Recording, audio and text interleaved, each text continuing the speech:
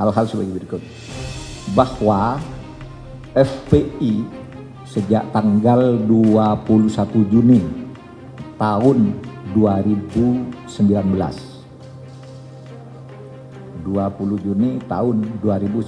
secara de jure telah bubar.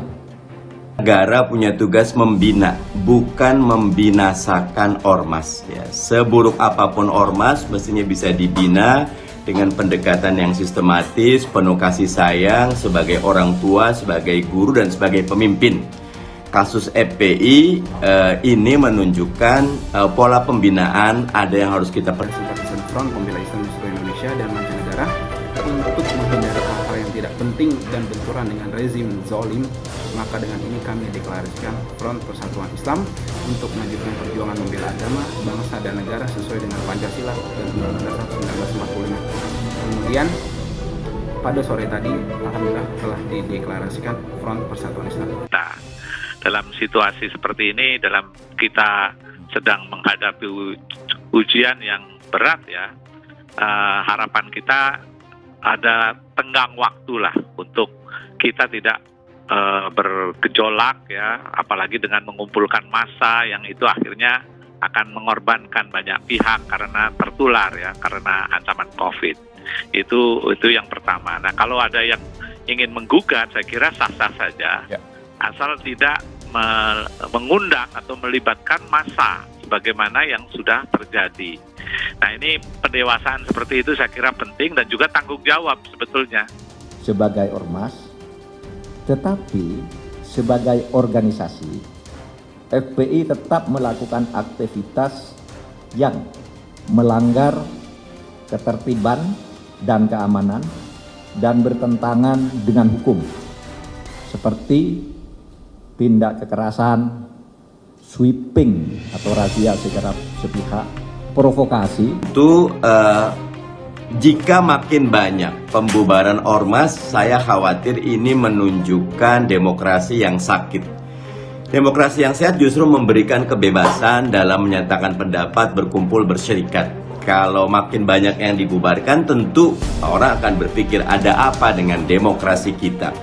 Demokrasi yang sehat justru memberi tempat bagi semua perbedaan, semua pendapat tentu sesuai dengan koridor hukum dan konstitusi yang berlaku. Kekerasan yang sulit sekali untuk dihentikan, dan bisa jadi dalam situasi pandemi seperti ini kita lumpuh sebagai bangsa kalau itu dilakukan. Oleh karena itu saya sih berharap seluruh pimpinan ya, baik itu para elit yang selama ini sudah menjadi pimpinan-pimpinan masyarakat berdasar peraturan perundang-undangan dan sesuai dengan putusan MK nomor 82 PUU 11/2013 tertanggal 23 Desember tahun 2014, pemerintah melarang aktivitas FPI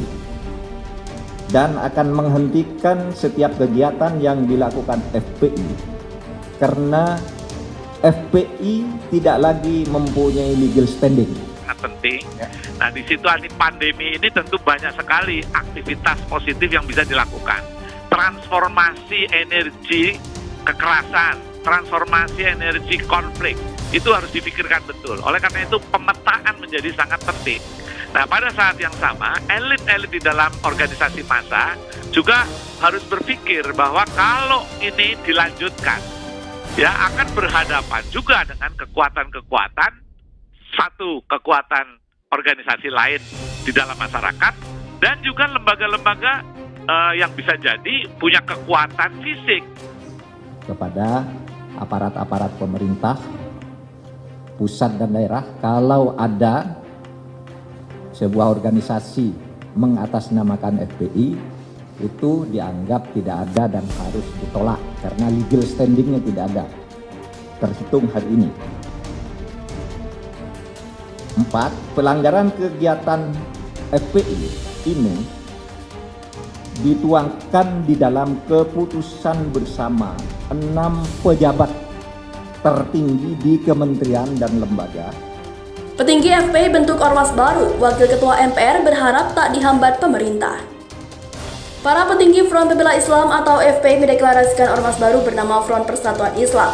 Ormas ini dibentuk setelah pemerintah membubarkan FPI dan menyatakan ormas besutan Habib Rizik Syihab itu sebagai organisasi terlarang. Dalam rilisnya, Front Persatuan Islam mengatakan akan meneruskan perjuangan mereka di FPI yang sudah dibubarkan dan dilarang pemerintah. Kepada seluruh pengurus, anggota dan simpatisan Front Pembela Islam di seluruh Indonesia dan mancanegara untuk menghadiri hal-hal yang tidak penting dan benturan dengan rezim zalim, maka dengan ini kami deklarasikan Front Persatuan Islam untuk melanjutkan perjuangan membela agama, bangsa, dan negara sesuai dengan Pancasila dan Undang-Undang 1945. Demikian keterangan Front Persatuan Islam pada Rabu 30 Desember. Wakil Ketua MPR Hidayat Nur Wahid berharap pembentukan ormas baru ini dilakukan tanpa hambatan pemerintah. Front Persatuan Islam dideklarasi untuk melanjutkan perjuangan membela agama, bangsa, dan negara sesuai Pancasila dan Undang-Undang 1945. Bila demikian, pemerintah mestinya tak menghambat, malah buktikan komitmen terhadap UUD NRI 1945 dengan akomodasi hak berserikat dan berkumpul mereka, kata Hidayat melalui akun Twitter pribadinya @h_nurwahid Kamis 30 Desember 2020. Wakil Ketua Sekretaris Umum DPP FPI Aziz Yanuar menyebut pihaknya membentuk wadah baru setelah FPI dibubarkan. Kini ormas besutan HRS itu berubah nama menjadi Front Persatuan Islam. Iya, Front Persatuan Islam, ujarnya kepada Ermal Rabu 30 Desember petang. Aziz menegaskan FPI tidak berubah, hanya berganti nama untuk kendaraan baru dalam berjuang. Bukan berubah, itu kendaraan baru, jelas Aziz. Orang dekat HRS itu juga mengungkapkan bahwa pihaknya sudah mendeklarasi Front Persatuan Islam. Hanya saja Aziz tak menyebut secara rinci di mana lokasi deklarasi dilakukan. Sudah deklarasi, barusan di suatu tempat di Jakarta, ungkapnya. Aziz juga enggan membeberkan siapa saja yang ikut dalam deklarasi itu.